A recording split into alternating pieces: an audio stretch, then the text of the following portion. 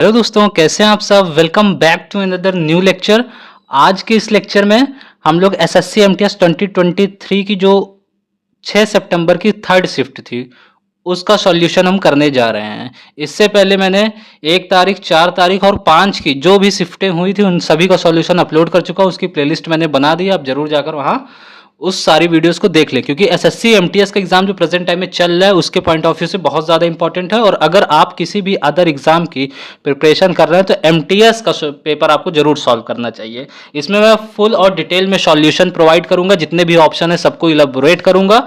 और एक इन्फॉर्मेशन है आपके लिए कि मैंने जो कम्युनिटी पोस्ट स्टार्ट की थी उस पे एसएससी सीजीएल 2024 के जितने भी सिनोनिम्स थे, लगभग 96 सिनोनिम थे, उन सभी को मैंने पोस्ट कर दिया है। आप जाकर जरूर अटेम्प्ट करें। टेलीग्राम पर ईडीएम की सीरीज में चला रहा हूं, वहां उसको भी ज्वाइन करके रखें। अब जो है कम्युनिटी पोस्ट जो यूट्यूब पर सीरीज चल रही है वो एसएससी सीजीएल 2024 में जितने भी ईडीएम्स पूछे गए थे उन सभी को मैं पोस्ट करना स्टार्ट किया हूं। तो आप नोटिफिकेशन जरूर ऑन करके रखें, चैनल को सब्सक्राइब करें और टेलीग्राम ग्रुप को भी ज्वाइन करें। तो चलिए बिना देर किए हुए अपनी वीडियो को स्टार्ट करते हैं। फर्स्ट क्वेश्चन हमारा यहाँ दिया गया है ईडियम से। कह रहा है कि select the most appropriate meaning of the given idiom. कह रहा है बी लाइक चॉक एंड चीज।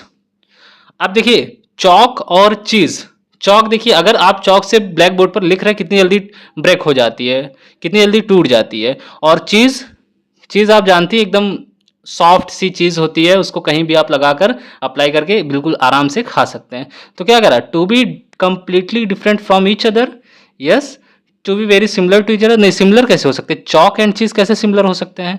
To have a close relation with another person, नहीं ये क्लोज रिलेशन भी नहीं है इनमें। To be distantly related to each other, ये डिस्टेंटली भी एक दूसरे से रिलेटेड नहीं है। ये टू, इसका क्या करेक्ट ऑप्शन हो जाएगा, ऑप्शन नंबर ए कह रहा है कि to be completely different from each other, एक दूसरे से बिल्कुल ही डिफरेंट है। Be like chalk and cheese. ये आई होप आपको समझ आया होगा। नेक्स्ट क्वेश्चन नंबर 2 है हमारा, एंटोनिम से पूछा गया, एक सेंटेंस दिया गया है।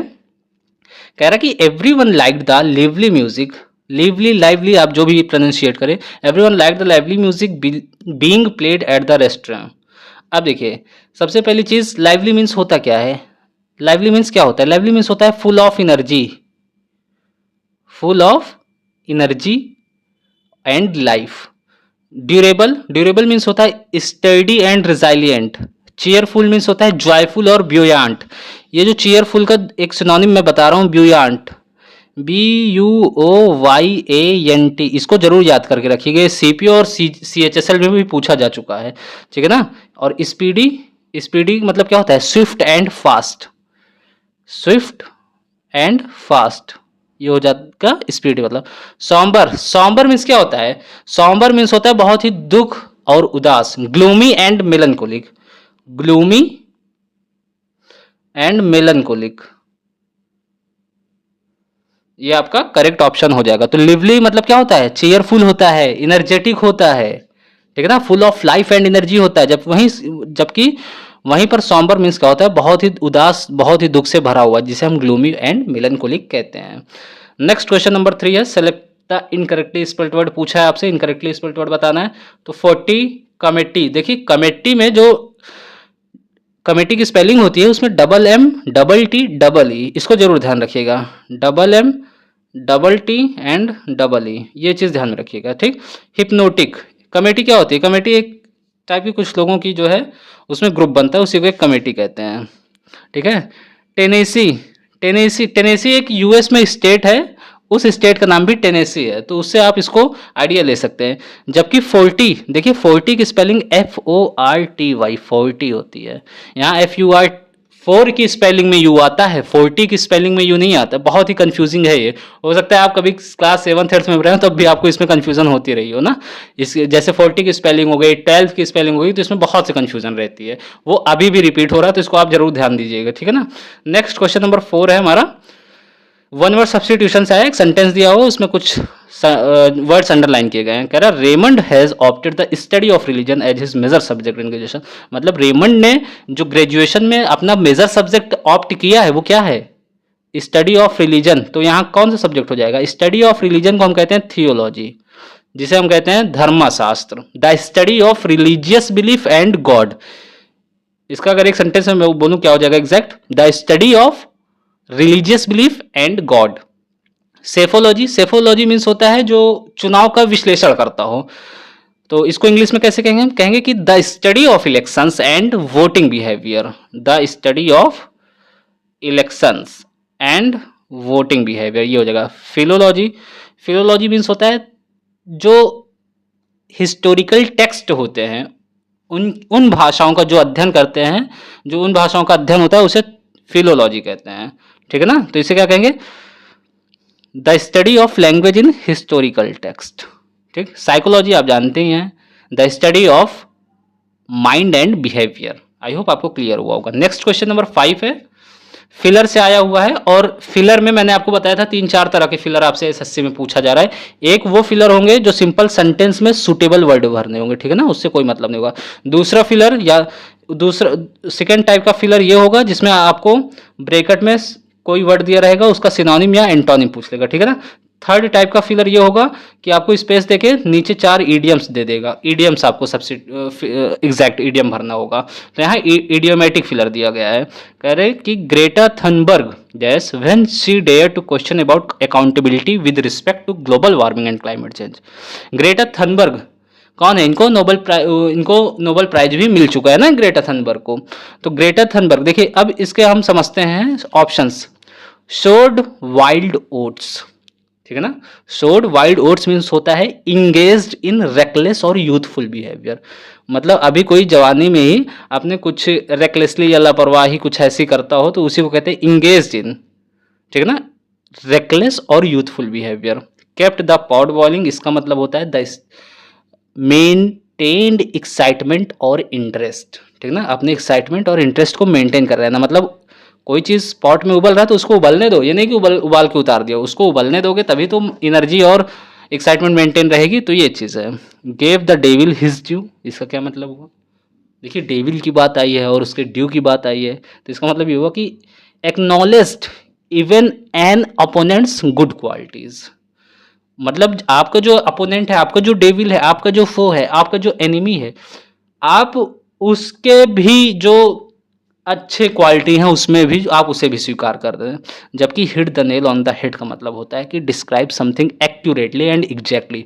तो ग्रेटा थनबर्ग कहीं स्पीच दे रही है ना, तो when she dare to question about accountability, जब वो जिम्मेदारी के लेकर जब बहुत ही डेयरफुली क्वेश्चन करती हैं with respect to global warming and climate change, global warming के पक्ष में और क्लाइमेट चेंज के पक्ष में, तो क्या कहती हैं? तो यहाँ ग्रेटा थनबर्ग की बात की जा रही है ना, वो भी स्पीच दे रही हैं, कुछ क्वेश्चन पूछ रहे हैं जिसकी अकाउंटेबिलिटी तय कर रही हैं। तो यहाँ क्या हो जाएगा? Describe something accurately and exactly. तो hit the nail on the head, इसका मतलब यही हुआ। नेक्स्ट क्वेश्चन नंबर 6 की तरफ हम चलते हैं। सब्सटीट्यूशन से आया हुआ है और इसमें नो सब्सटीट्यूशन का भी ऑप्शन है। तो दो चीज़ बहुत ही खतरनाक एसएससी स्टूडेंट के लिए होती है, एक no substitution plus no error. ये बहुत ही डेंजरस होता है। अब चलिए इसको समझते हैं। पहले सेंटेंस में दिया हुआ है कि when Rajesh was going to college he meet with an accident.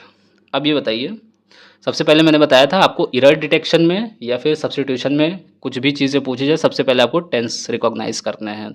अगर सेंटेंस को पार्ट में दिया, सेंटेंस को कंबाइंड कर दिया, कॉमा लगा के ऐड कर दिया। तो कह रहा है व्हेन राजेश वाज गोइंग, ये तो पास्ट टेंस हो गया ना। When Rajesh was going he meet with an accident. He meet, देखिए सिंगुलर पर्सन के साथ क्या बताया था मैंने? सिंगुलर पर्सन के साथ जैसे ही हो गया, ठीक है ना, और भी जितने सिंगुलर सब्जेक्ट हैं इनके साथ हम एस या ई एस का यूज़ करते हैं अगर प्रेजेंट में दिया हो, ठीक है ना। तो ये तो डायरेक्टली गलत हो गया। अगर आपको आना चाहिए था तो ये आता ही मीट्स।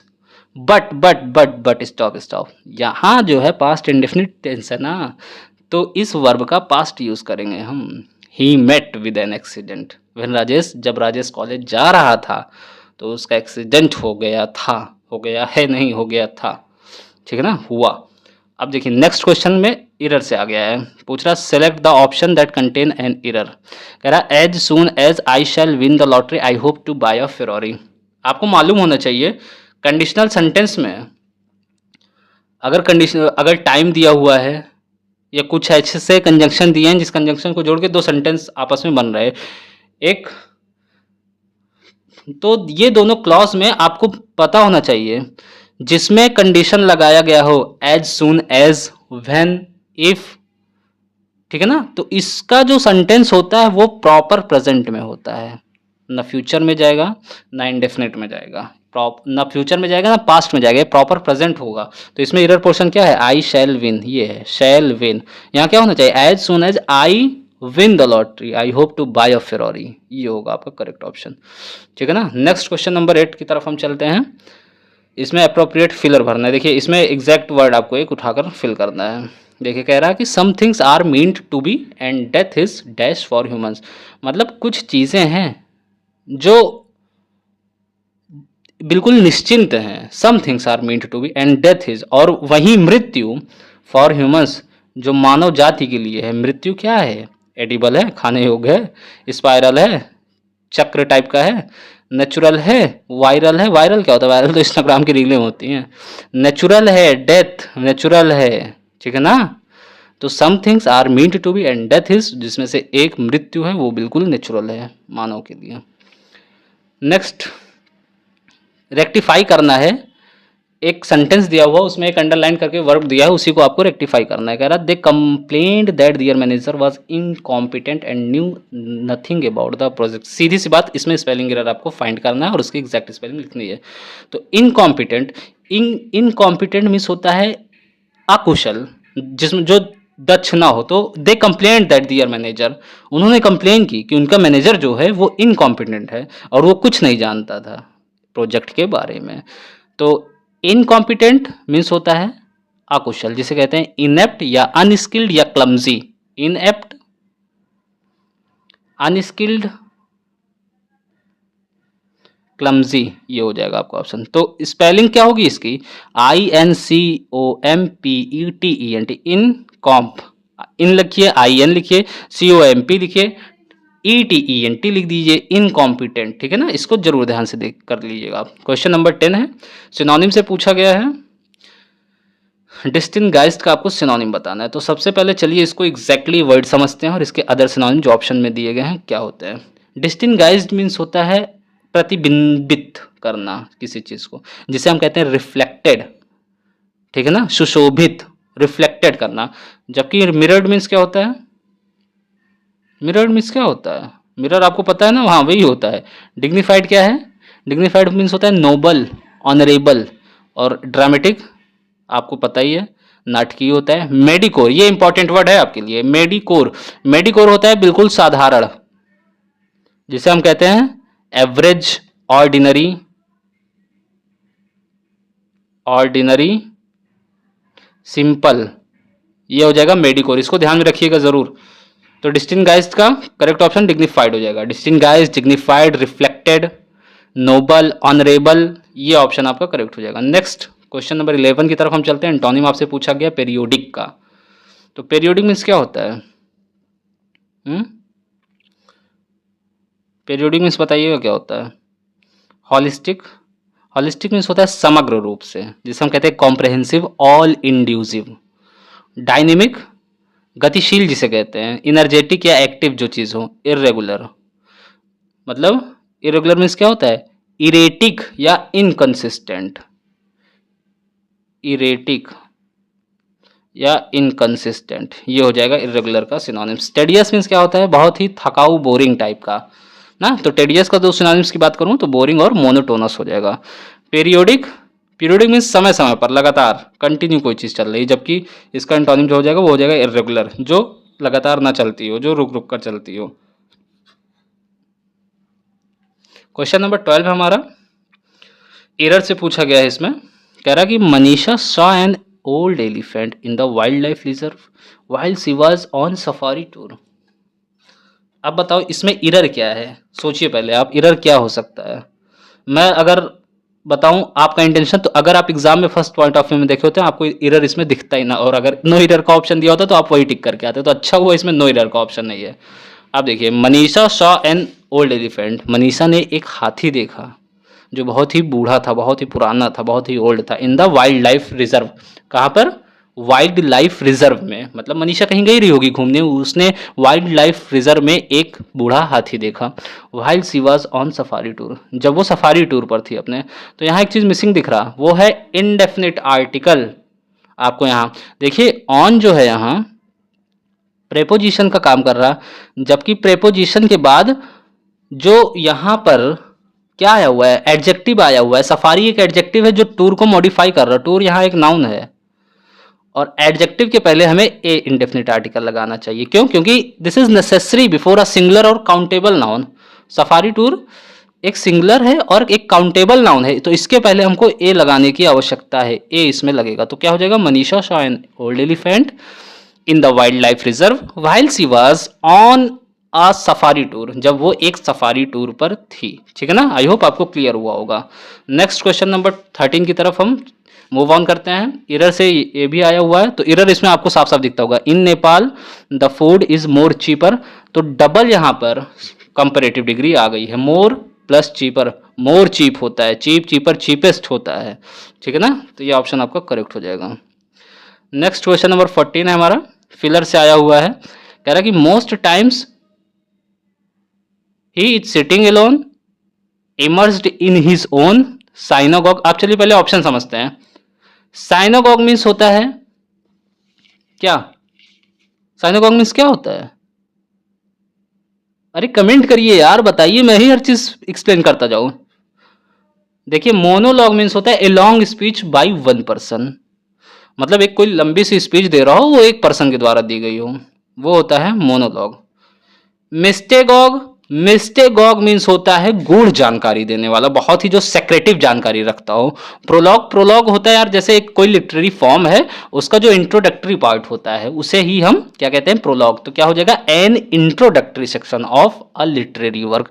साइनोगॉग यार एक मंदिर टाइप की होती है जो ज्यूस की होती है, ठीक ना। Most time he sitting alone immersed in his own monologue.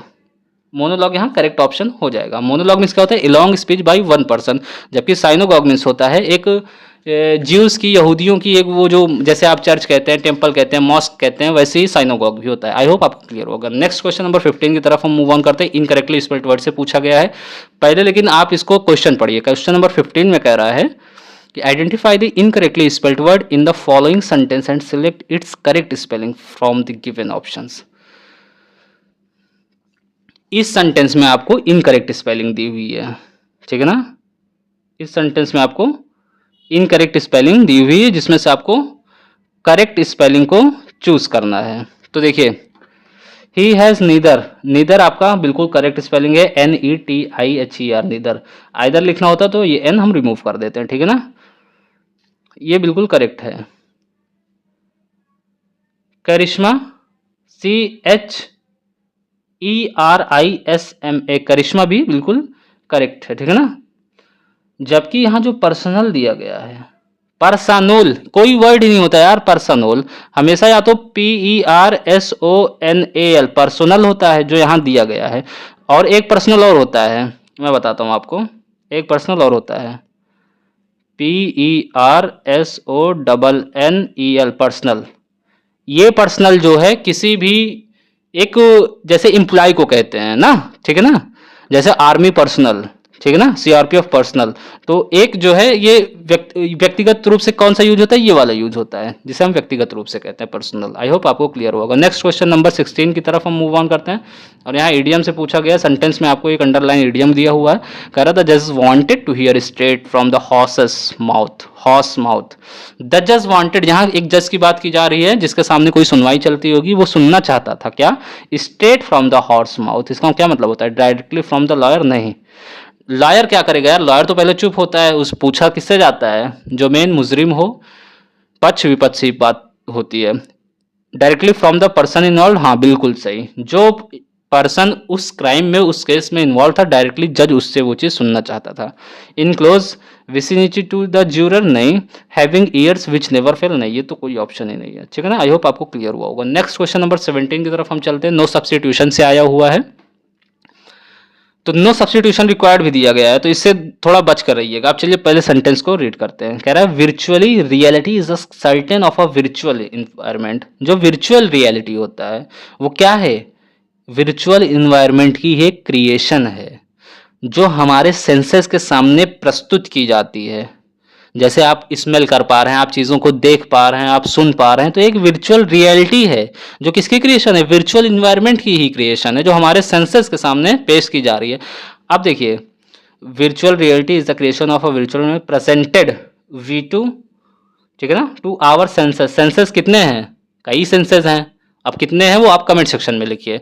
तो यहाँ सेंस के आगे सेंसेस लगाना, ठीक है ना। In such a way that we experience it as if we are really there. और ये ऐसे एक्सपीरियंस देते हैं जैसे हम एग्जैक्टली वहीं पर हों, ऐसे हम लोग को ये वास्तविकता दिखलाते हैं। तो यहाँ क्या प्रेजेंटिंग टू आवर सेंसेस, नहीं, प्रेजेंटिंग कैसे हो जाएगा, बिल्कुल नहीं होगा। प्रेजेंटिंग टू आवर सेंसेस, देखिए दो ऑप्शन यहाँ जो है सेम ही दे दिया है। नहीं नहीं नहीं, presenting to our senses, presenting in our senses नहीं, प्रेजेंट्स टू आवर सेंसेस ये हो नहीं सकता। नो सब्सटीट्यूशन रिक्वायर्ड, मीन्स ये एकदम एग्जैक्ट है, करेक्ट है, ठीक है ना। आई होप आपको क्लियर होगा। नेक्स्ट क्वेश्चन नंबर 18 की तरफ हम मूव ऑन करते हैं। यहाँ भी फिलर से पूछा गया है और फिलर में आपको एक करेक्ट ईडियम, एक एक्यूरेट ईडियम फिल करना है। तो सबसे पहले सेंटेंस पढ़ेंगे, उसके बाद जितने ऑप्शन दिए उन सभी को डिटेल में समझेंगे। कह रहा being a journalist your first duty is dash और else your colleagues might surpass you.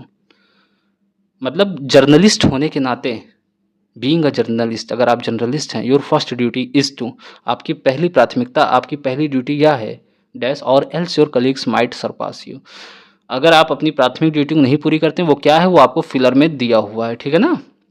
और एल्स योर कलीग्स, अगर वो चीज़ आप नहीं फुलफिल करते तो आपके जो कलीग्स हैं वो शायद आपको कुचल कर, आपको किनारे करके आपसे बहुत आगे बढ़ जाए। तो एक जर्नलिस्ट का क्या काम होता है, जर्नलिस्ट को आपको पता होगा कि कहीं भी कुछ भी न्यूज़ आती है वो तुरंत पहुंच जाता है ना। तो जर्नलिस्ट क्या रहता है, चीज़ों से अप टू डेट रहता है। और जर्नलिस्ट की ये ड्यूटी भी रहनी चाहिए, जो उसकी सिटी में हो रहा, जो उसकी कंट्री में हो रहा, मतलब जो जैसा जर्नलिस्ट है वो वहाँ के खबरों से अप टू डेट रहे। ईट अ हम्बल पाई, इसका क्या मतलब होता है, ईट अ हम्बल पाई मीन्स होता है एडमिट मिस्टेक्स एंड अपोलोजाइज, ठीक है ना। Have an axe to grind, इसका मतलब होता है हैव अ पर्सनल मोटिव और एजेंडा।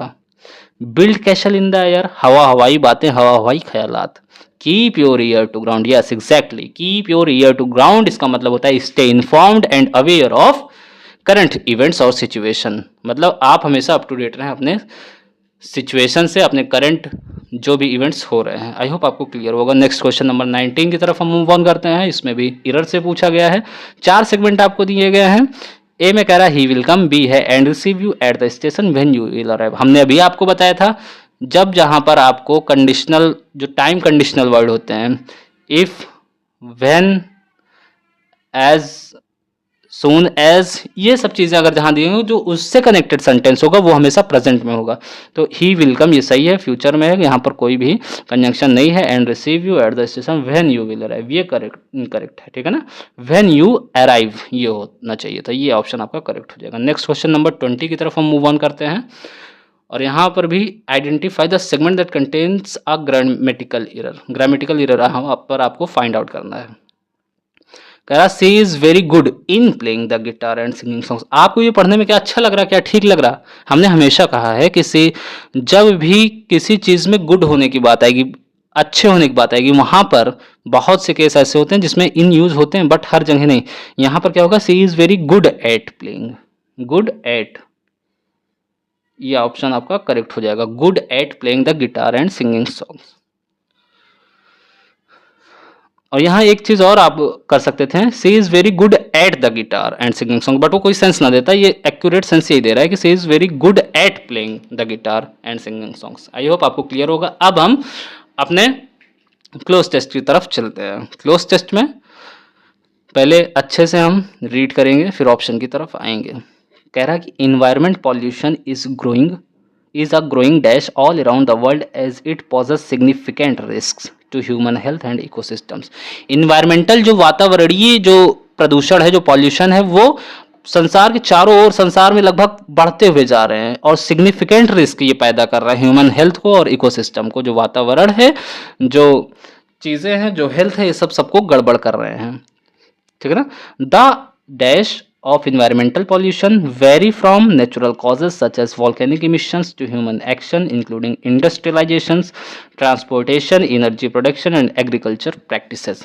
ये कह रहा है कि जो environmental pollutions हैं वो नेचुरल causes से ज़्यादा हो रहे हैं, जैसे volcanic emissions हो रहा है, ज्वालामुखी का फूटना, क्यों हो रहा है, क्योंकि ह्यूमन एक्शन ऐसा हो गया है, इंक्लूडिंग जैसे इंडस्ट्रियलाइजेशन हो रहा, जगह जगह फैक्ट्रियां लग जा रही, जंगल कट जा रहे, ट्रांसपोर्टेशन बढ़ जा रहे हैं, एनर्जी प्रोडक्शन ज़्यादा हो जा रही, एग्रीकल्चरल प्रैक्टिसेस ज़्यादा होने लगी है, ठीक है ना।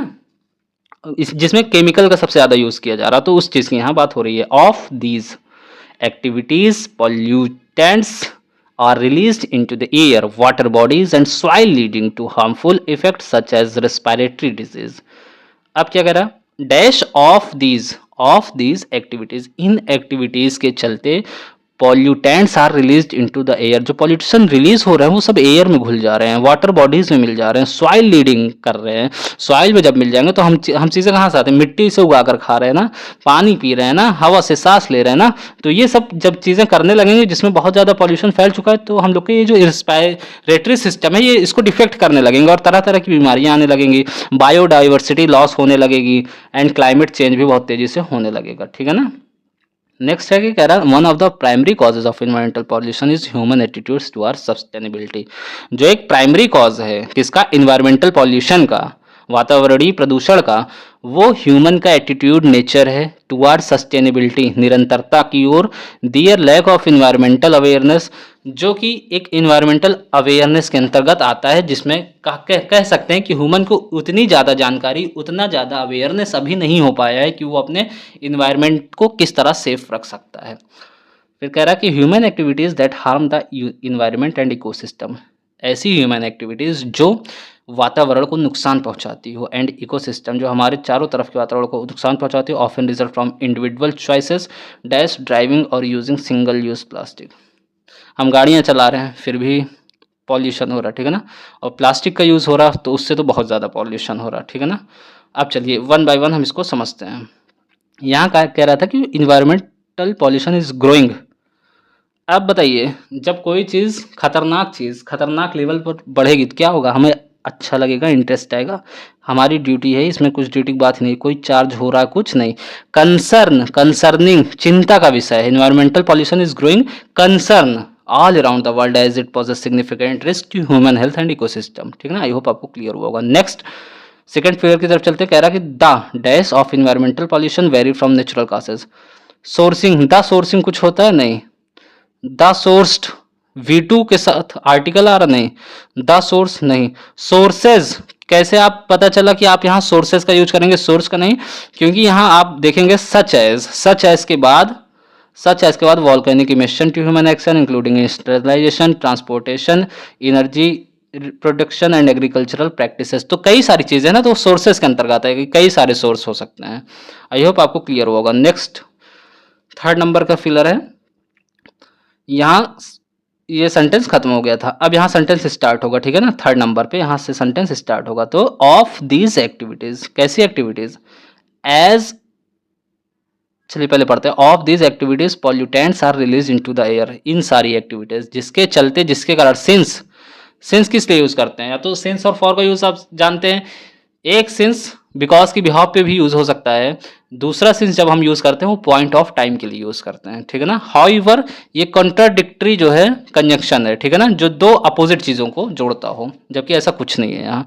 देयरफॉर, इसलिए, तो यहाँ कौन सा कंक्लूजन अभी दे दिएगा, कोई कंक्लूजन नहीं दिएगा, तो क्या होगा, एज अ रिजल्ट, जो ये सारी चीजें ऊपर हुई उसका ये नतीजा है। As of this activities pollutants are release into the air, water bodies and soil leading to harmful effects such as respiratory disease, loss of biodiversity and climate change. One of the primary causes of environmental pollution is human attitudes towards sustainability।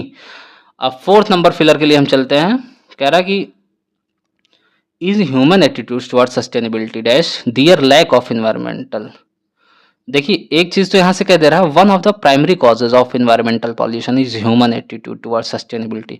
अब वो दूसरी चीजें add कर रहा है, since add करेंगे नहीं, जो दो चीजों को जोड़ती है उसमें सिंस नहीं, बट नहीं, बिकॉज नहीं, कोई यहाँ कॉज और अफर्मेशन का नहीं दे रहा कि हम बिकॉज का यूज करेंगे। यहाँ कह रहा है कि फर्स्ट ऑप्शन दिया कि प्राइमरी है, सेकंड कह रहा है और their lack of environmental awareness, तो यहाँ एंड हम ऐड करेंगे।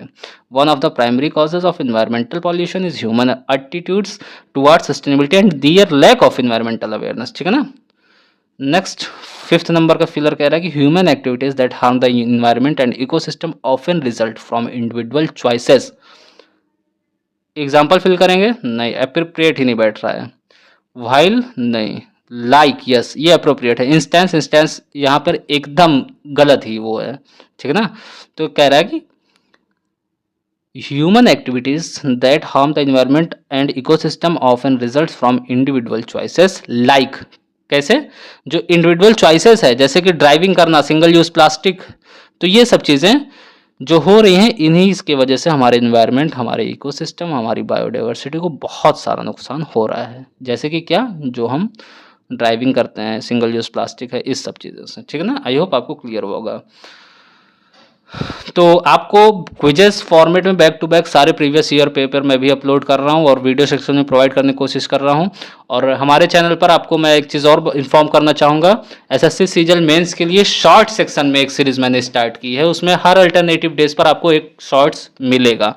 आप सब्सक्राइब जरूर करिएगा और साथ में नोटिफिकेशन जो बेल होती है, उसको जरूर प्रेस करिएगा ताकि जो भी वीडियोस मैं अपलोड करूँ वो आप तक जरूर पहुँचे।